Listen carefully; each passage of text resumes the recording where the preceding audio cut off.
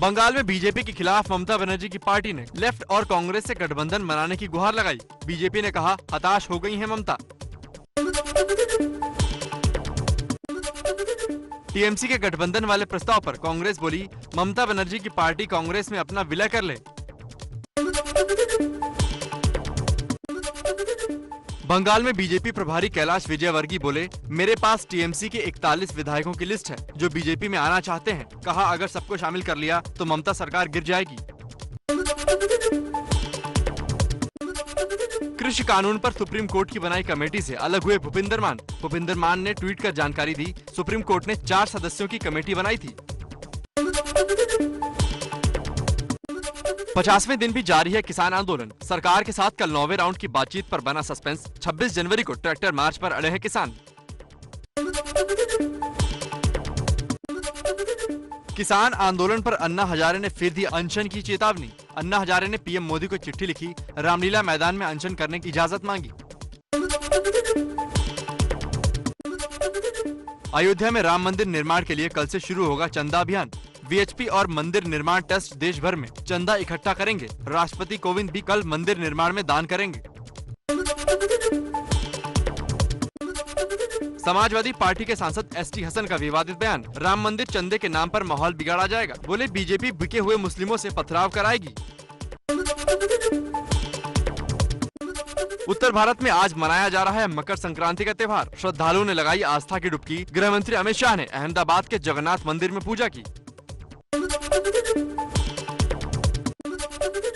मकर संक्रांति के मौके पर गृह मंत्री अमित शाह ने पतंगबाजी में आजमाए अपने हाथ। गुजरात के अहमदाबाद में पतंगबाजी के कार्यक्रम में शामिल हुए शाह।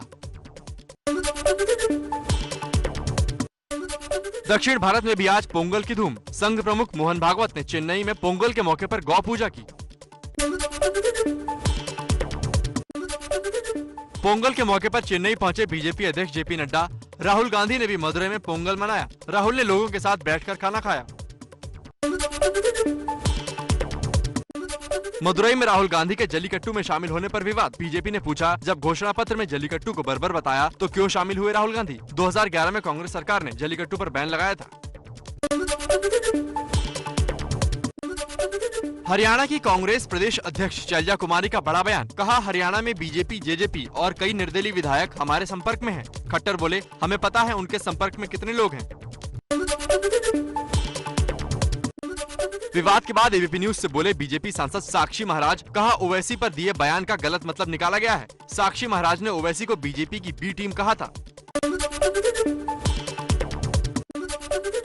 रेप के बाद पहली बार सामने आए महाराष्ट्र के मंत्री धनंजय मुंडे। बोले, मैंने शरद पवार को सब कुछ बता दिया है। पवार ने कहा, मुंडे के खिलाफ आरोप गंभीर हैं। एमपी के कांग्रेस विधायक सज्जन वर्मा का विवादित बयान। कहा, लड़कियां 15 साल की उम्र में जब मां बन सकती हैं, तो शादी की उम्र 21 क्यों करनी। सीएम शिवराज ने लड़कियों की शादी की उम्र 18 साल से बढ़ाकर 21 करने की इच्छा जताई थी। अब भी फरार हैं इंडिगो के मैनेजर रूपेश के हत्यारे। 2 दिन बाद भी पुलिस को नहीं मिला हत्यारों का कोई सुराग। सीएम नीतीश कुमार ने डीजीपी से रिपोर्ट मांगी।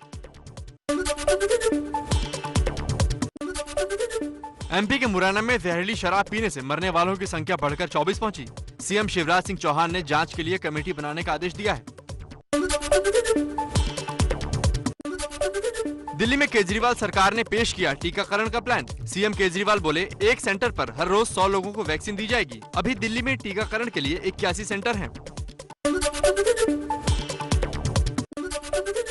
दिल्ली में बर्ड फ्लू के सैंपल निगेटिव आने के बाद गाजीपुर मुर्गा मंडी खोलने का आदेश। दिल्ली में चिकन की आयात पर लगी रोक भी हटाई गई। 1 फरवरी को सुबह 11 बजे पेश होगा देश का बजट। केंद्र सरकार ने जारी किया नोटिफिकेशन। 29 जनवरी से शुरू हो रहा है बजट सत्र। दिल्ली में एमसीडी कर्मचारियों की सैलरी विवाद के बाद केजरीवाल सरकार ने एमसीडी को 938 करोड़ रुपए दिए। डिप्टी सीएम मनीष सिसोदिया बोले, ये पैसे कर्मचारियों की सैलरी के लिए हैं। देश भर में आसमान छू रही हैं पेट्रोल डीजल की कीमतें। दिल्ली में पेट्रोल 84 रुपए 70 पैसे के पार पहुंचा। मुंबई में 91.5 रुपए लीटर पर बिक रहा है पेट्रोल। अमेरिकी इतिहास में पहली बार मौजूदा राष्ट्रपति के खिलाफ दूसरा महाभियोग प्रस्ताव निचले सदन से पास हुआ। ट्रंप की पार्टी के 10 सांसदों ने भी समर्थन किया। 20 जनवरी को सीनेट में आएगा प्रस्ताव।